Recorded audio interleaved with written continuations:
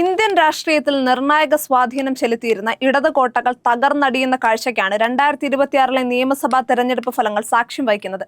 കേരളത്തിൽ പിണറായി വിജയന്റെ നേതൃത്വത്തിലുള്ള LDF സർക്കാരിനും അധികാരം നിലനിർത്താൻ കഴിയാതെ വന്നതോടെ 1970 ശേഷം ആദ്യമായി ഇന്ത്യയിൽ ഒരു സംസ്ഥാനത്തും ഭരണമില്ലാത്ത അവസ്ഥയിലേക്ക് ഇടതുപക്ഷം നീങ്ങുകയാണ്.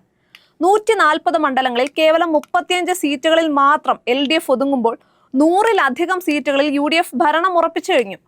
1957 ലോകത്ത് ആദ്യമായി ബാലറ്റിലൂടെ തെരഞ്ഞെടുക്കപ്പെട്ട ഒരു കമ്മ്യൂണിസ്റ്റ് സർക്കാർ കേരളത്തിൽ അധികാരത്തിൽ വന്നത് ചരിത്രമായിരുന്നു.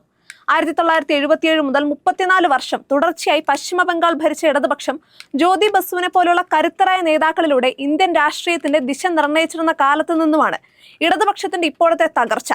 1996 ജ്യോതി ബസുവിന് ലഭിച്ച പ്രധാനമന്ത്രി പദം പാർട്ടിയുടെ തീരുമാനപ്രകാരം വേണ്ടെന്ന് വെച്ചത് പിൽക്കാലത്ത് ചരിത്രപരമായ വിഡ്ഢിത്തം എന്നുപോലും വിശേഷിപ്പിക്കപ്പെട്ടിട്ടുണ്ട്. 1/4 നൂറ്റാണ്ടോളം ഇടതുപക്ഷം അടക്കി വാണ്ടിരുന്ന ത്രിപുര 2018 BJP പിടിച്ചെടുത്തതോടെ കമ്മ്യൂണിസ്റ്റ് സാമ്രാജ്യത്തിന്റെ തകർച്ച വേഗത്തിലായി. പശ്ചിമ ബംഗാളിൽ 2011 മമതാ ബാനർജിയുടെ നേതൃത്വത്തിൽ നടന്ന പരിവർത്തനം ഇടതുപക്ഷത്തിന്റെ അധപ്പതനത്തിന് തുടക്കമിട്ടു. സിംഗൂരിലെയും നന്ദിഗ്രാമിലെയും ഭൂമി ഏറ്റെടുക്കൽ പ്രതിഷേധങ്ങൾ ബംഗാളിലെ ചുവപ്പ് കോട്ടകളെ തകർത്തു.